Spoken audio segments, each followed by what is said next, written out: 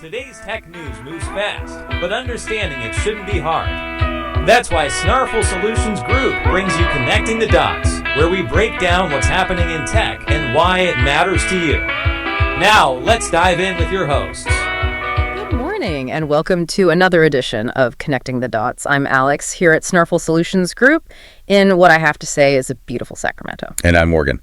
It is so great to have you with us today as we break down some of the tech news that, actually matters to your life. It is officially Thursday, February 12th, 2026.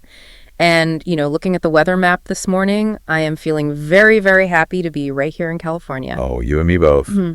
If you are tuning in from, say, the Great Lakes region, especially downwind of Lake Erie or Ontario, you probably already know this, but keep those shovels handy. Yeah. The lake effect snow warnings are still in full force. It looks pretty intense. And out west, it's a bit of a mixed bag, really. We've got rain, some high elevation snow through the Great Basin. Right. And a new front is hitting the Pacific Northwest. So if you're in the Cascades, you're probably expecting some fresh powder. But right here in Sacramento, we are looking at a high of 63 degrees and just plenty of sunshine. Yes. Perfect. Yeah. Now, before we jump into all the tech chaos, let's take a quick look at the money. The markets are, they're continuing their upward trend. Mm-hmm. The Dow Jones closed yesterday at 50,303. That's up about 0.25%.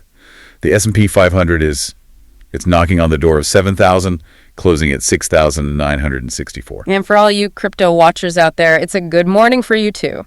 Bitcoin is trading up about 1.3%, sitting right around 67,931. So yeah, mostly green arrows across the board. Which brings us to something else that'll, keep you in the green. Or at least keep you awake enough to enjoy it. All right. We've got a new partner on the show, and I have to say, I'm genuinely excited about this one. No, absolutely. Let's talk about strong coffee. Now, I will admit, I'm usually a complete snob when it comes to my morning brew. Right. If it didn't take me 10 minutes to make with a scale and a grinder, I generally don't want it. But that's the problem, right? Most of us just don't have that 10 minutes. We need the caffeine, but we also need the function. And that's exactly where strong coffee is different. It's this premium instant coffee that actually tastes like a traditional brew. But the kicker is what's inside. Yeah, it's packed with 15 grams of protein, MCTs, and adaptogens like ashwagandha. Which is huge for avoiding that mid-morning crash. You get this clean, sustained energy, no jitters, just focus. Exactly. It's instant, it's functional, and it tastes great. If you want to upgrade your morning routine, just head over to strongcoffeecompany.com. And because you listen to us, you can use the promo code SNARFUL, that's SNARFUL, for 20% off your entire purchase. 20% is a solid deal. Definitely give it a shot. But right now, I think it's time we open up the Morning Star. Let's do it. The Snarful Tech article report is absolutely stacked today. We've got a massive shakeup at Elon Musk's empire, a sudden surge in the Chinese AI market that really challenges the U.S. dominance narrative. And finally, a huge win for gamers that might just spell the end of the expensive console era. So let's start with the big one. The dust is still settling from that massive merger between SpaceX and xAI. We're talking about a combined entity valued at $1.25 trillion. A trillion with a T. It's just staggering. But here's the thing with mergers. That big, they are almost always followed by friction. And right now, xAI is seeing a pretty significant exodus of talent. That's right. Just in the last couple of days, two more co-founders, Yuhai Tony Wu and Jimmy Bai, announced they're leaving. And if you're keeping score at home, that means xAI is now down to only half of its original 12 co-founders. That is a lot of brain drain in a really short amount of time. Usually you see people stick around for the vesting after a merger, or at least, play nice for a year. This feels abrupt. It really does. It suggests a major culture clash or maybe a fundamental disagreement on direction. And it seems to be tied to a massive reorganization that Musk announced. He told the team that xAI is being restructured into 4 core application areas to, quote, improve speed of execution. Okay, let's run through these 4 areas because 3 of them make perfect sense. And one of them sounds like a trolling attempt that sort of accidentally became a business plan. I know exactly which one you're talking about. So first, you have Grok main and voice. Right, the consumer chatbot. Then you've got coding, which is self-explanatory. Third is Imagine, covering all the image and video generation. And before? Number 4 is a division called Macro Hard. Macro Hard. I mean, okay, on the surface, it's as subtle as a brick, that jab at Microsoft. But once you get past the name, the actual mission for this division is It's wild. It really is.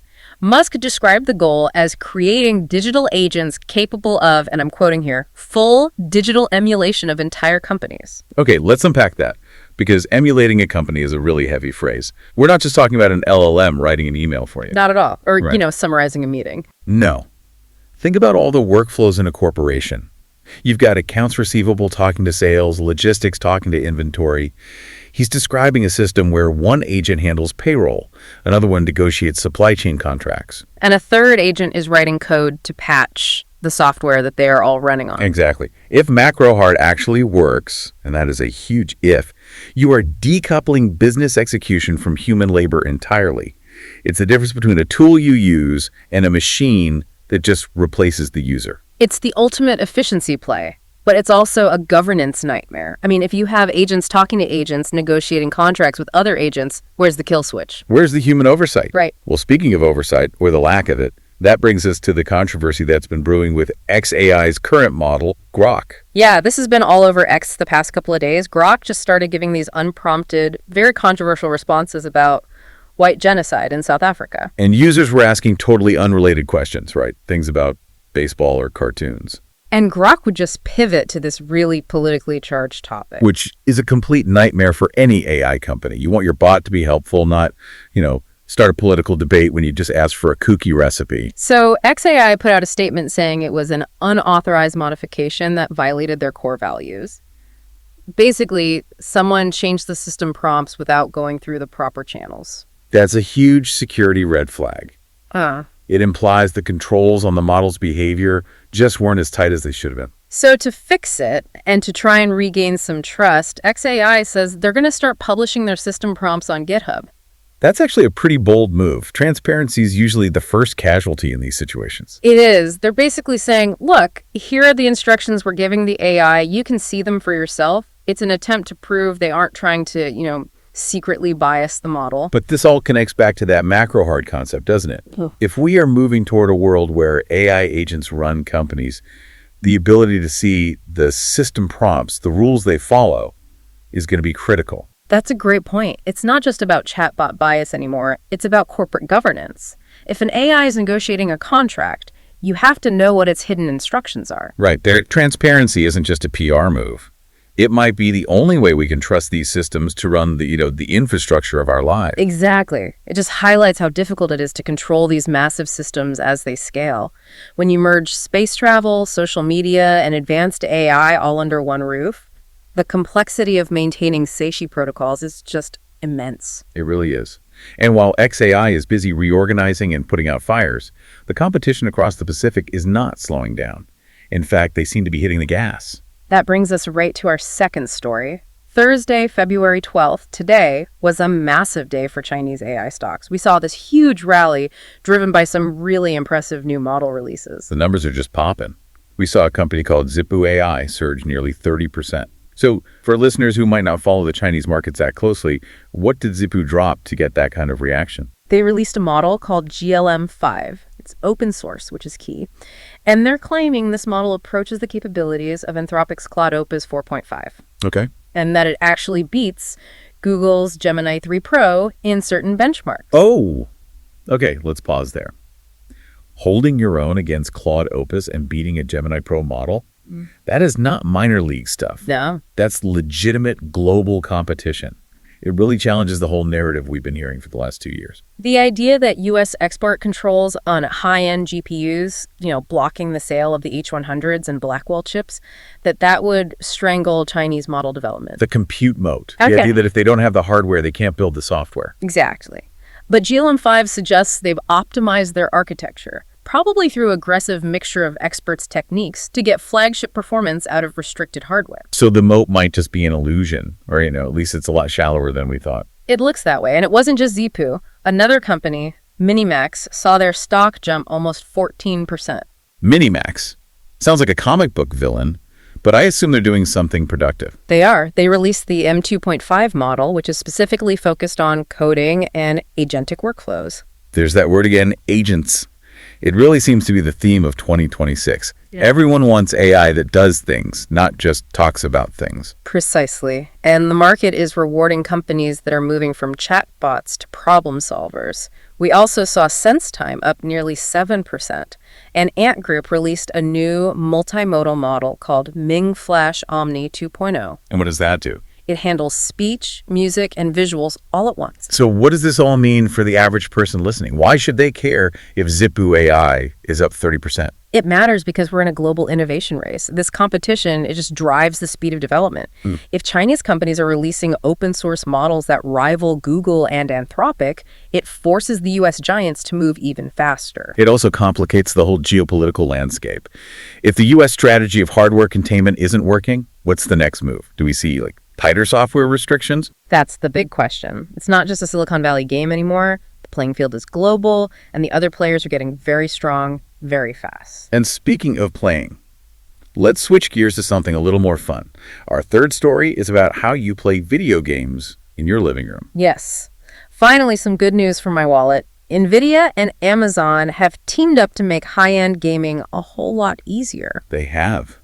NVIDIA has officially launched a native GeForce Now app for select Amazon Fire TV sticks. Now, for anyone who considers themselves a power user, you might be thinking, wait, couldn't I already do this? And technically, yes, but you had to do something called sideloading.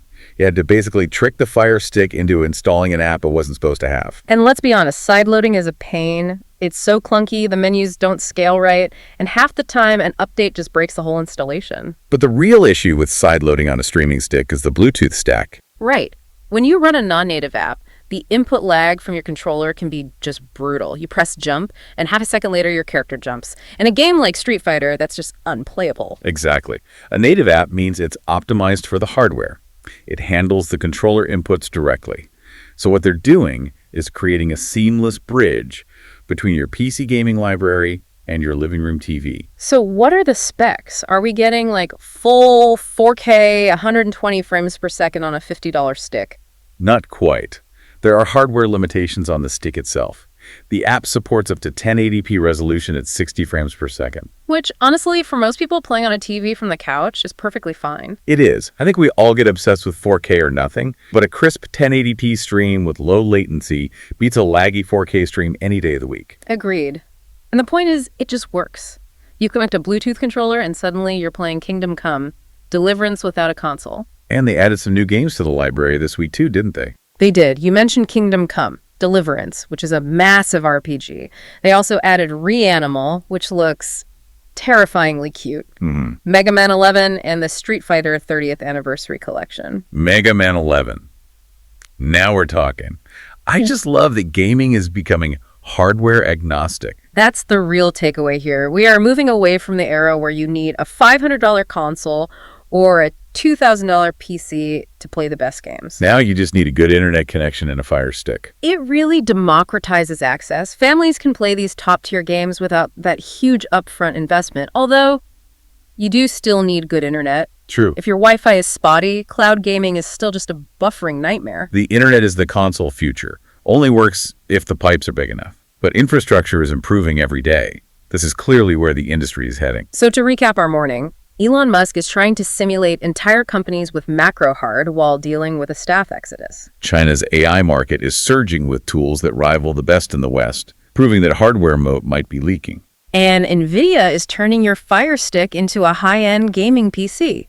It's a lot to take in. Yeah. It really feels like the pace of technology is just accelerating every single week. It really does. And keeping up with that pace requires good footing, which is, it's a terrible segue, but I'm going to make it anyway. Go for it. I want to talk about our other sponsor today, Scrutiny. That's pronounced S-K-O-N-N-I.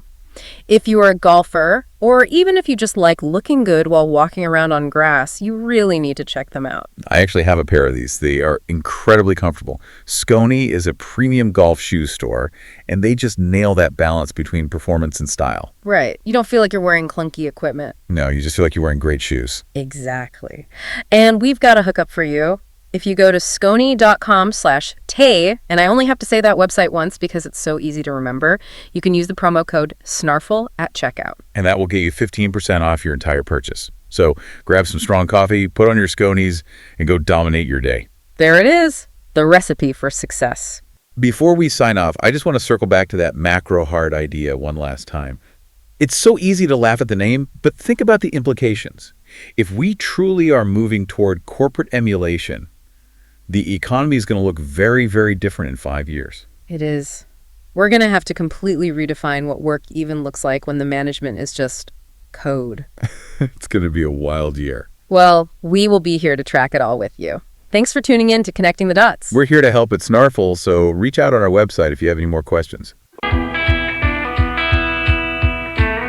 That's a wrap on today's top stories. Remember, tech doesn't have to be complicated, and we're here to help connect the dots. If you've got questions or want to learn more, visit us at snarful.com. Thanks for listening, and we'll catch you next time.